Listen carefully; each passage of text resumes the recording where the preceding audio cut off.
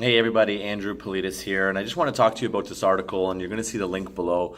I'm going to share this link with you, but it's basically an article in the Financial Post, and it's about the rent control in Toronto. So, as a lot of you might know, our Liberal government introduced the Rental Fairness Act, and now this act was it was created in 2017, basically putting rent caps on all rental units. So 2017 rent increase amount was 1.5%. So the purpose of this whole act was to try and avoid dramatic increases in rents for tenants.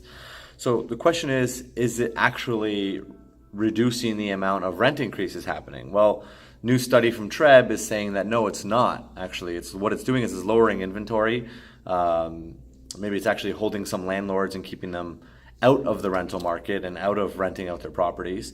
And so there's been rental caps on purpose-built rental buildings for a little while now. And so what this does is it kind of de-incentivizes the owners to renovate the building and make it any nicer, because what's the point? You know, you're getting capped on your rent anyways, then let's just do the minimal repairs. And so what happened was that turned the purpose-built rental buildings into a lower demand and had a little bit less appeal for tenants. And so that turned privately held, so landlords and investors like you and I, and the apartments or condos or houses or basement apartments, single family homes that we have, and they became more appealing, better finishes, and we still had the incentive to renovate and make those properties good.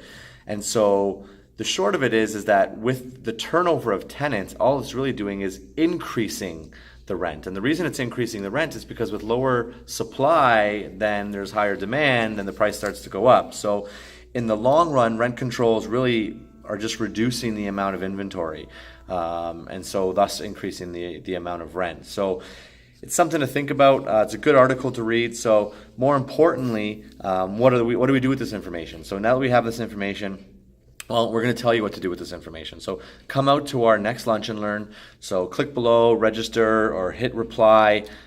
Send me a message, send me an email, send me a DM, whatever you got to do to get a hold of me.